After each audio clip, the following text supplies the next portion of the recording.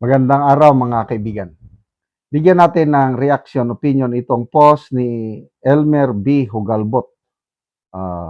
Isinare niya ang post ng The Situation Report, pahayag ni Senator Bato laban sa kapwa niya mga senador.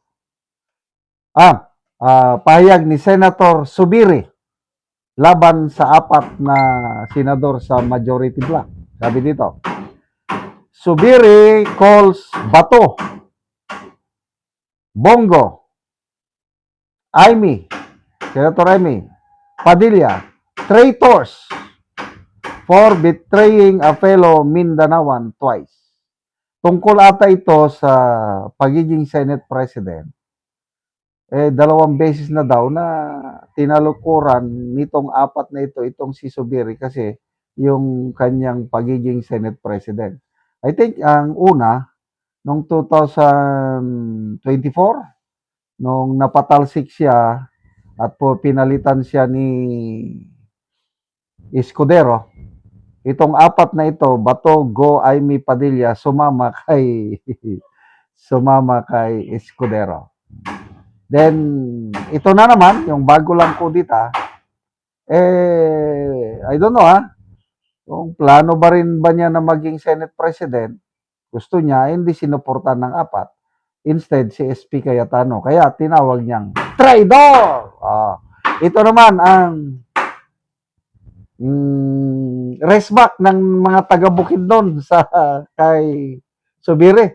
Kasi nagpatawag ng press conference kasi dinipensahan niya yung kanilang ginagawa sa minority block dahil lumalabas sa aking obserbasyon opinion, ang daming galit na mga taga Bukidnon ngayon kay Subiri.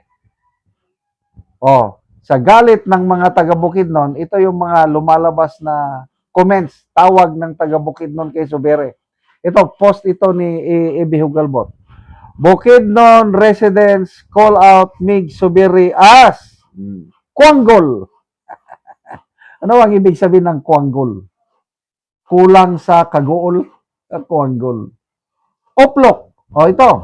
Oplok, una kong narinig sa Cebu nung bago mag-eleksyon noong 2025 na nagalit ang taga Cebu dahil tinawag sila, itong mga ordinaryo residents ng Cebu, ng isang broadcaster ata. Mga uplok kayo, sabi. Nagalit sila, kaya hindi nila binotohan si Garcia. Uplok, parang bobo. Kuanggol, yan ang tawag kay Subiri ng ilang taga-Bukidnon. Hindi naman siguro lahat. Kaya lang, maraming pro-Duterte sa taga-Bukidnon. Ako, taga-Bukidnon ako. May bahay ako, residence ako sa Bukidnon. Alam ko, halos lahat. Si Senator Subiri mismo ang nagsabi sa isang media interview, 99% taga-Bukidnon are pro-Sara Duterte. Ito ngayon, nasaan siya? Panig siya sa anti-Duterte minority bloc. Okay galit ang taga-Bukidnon. Kuanggol, oplok, hanggaw.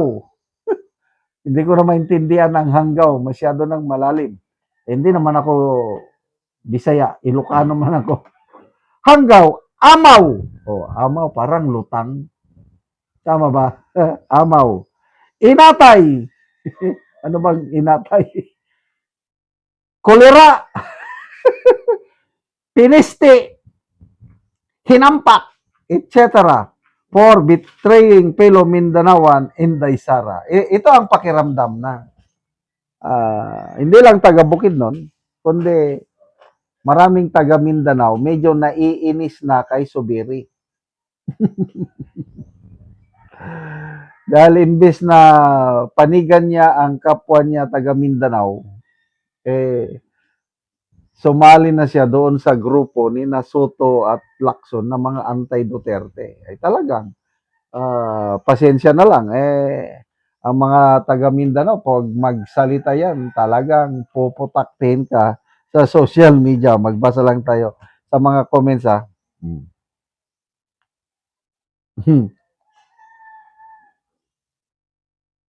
Nang damay pa, oh. Dapat lang, nang damay daw. So, parang yung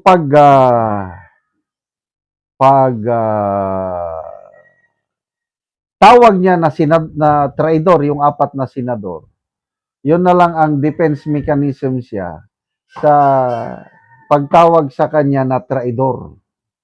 I don't know ha. Pag hindi magbago ang ihip ng hangin, delikado 2028. Pag he will stay dyan sa minority block, laging I hope I am wrong. Baka sa Inodoro pupulutin itong si Zubiri sa 2028 kung magre-election siya.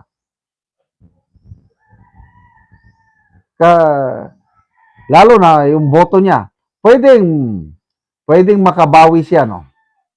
Example, botohan sa impeachment trial at boboto siya ng acquittal, baka makabawi. Ibig sabihin, patunayan niya na independent-minded siya. Although sa ngayon, nasa minority block, kailang pagdating sa boto niya sa impeachment trial at isa siya sa mga boboto ng acquitted, ayan, makakabawi. Baka by that time, wala na ang galit ng taga Mindanao at Visayas sa kanya. Salamat mga kaibigan sa inyong pagsubaybay sa channel nito. Nakakatulong kayo ng malaki sa tribong talanding ng Bukidnon dahil ang sweldo natin sa channel na ito is pantulong sa tribo. Namimigay tayo ng libreng yero at pako para makapagpatayo sila ng mas maayos na tirahan. Panoorin niyo ang video nito. Karon mo na ni ang mga hero nga ipanghatag sa mga tao. Balo. So, ang uban dagan-dagan gyud ani ang mga balo nga matagaan o gero. Balo. So, daghan gyud ni sila. 20 ka pa. O mo na ni sila ang matagaan. Muna ni sila ang matagaan, mga tigulang na gyud. Salamat sa Ginoo.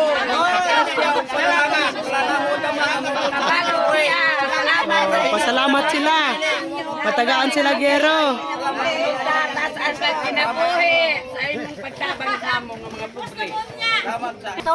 Pila imong edad na nay?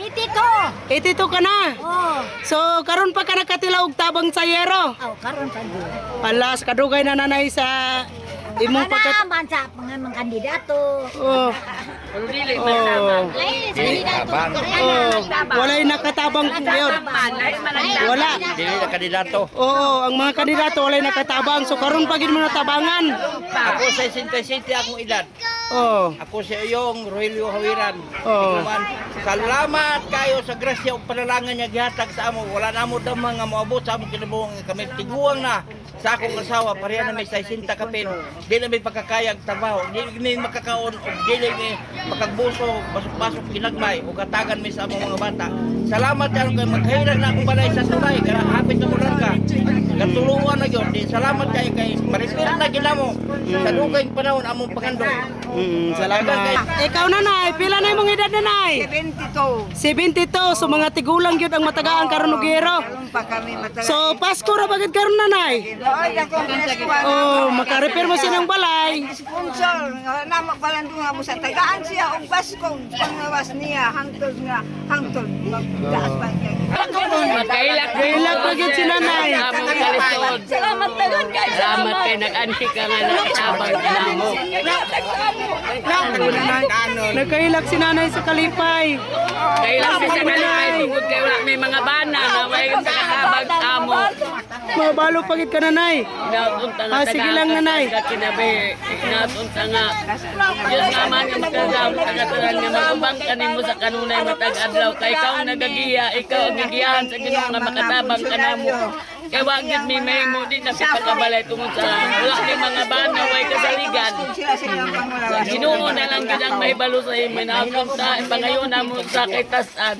Kagagaan ka pagtaas nga kinabuhi antud sa hangton kay aron daghan pang matabangan nimo sama ka na. Salamat kayo ante. Tuwa na imong ansin ante, gikuan na. Gidala. Muna ni ang sini ante. Taga na mo gero. So muna ni girag kuon sa buslot sa balay ni nanay sa nakahilak. Ihilak yun siya sa kalipay. Oh, mga sako lang. Nag-sponsor sa amo sa sen. Kaya dili pa ikaw. Wala yun makatag sa amo. Oo. Daghang kayo salamat. Salamat kayo.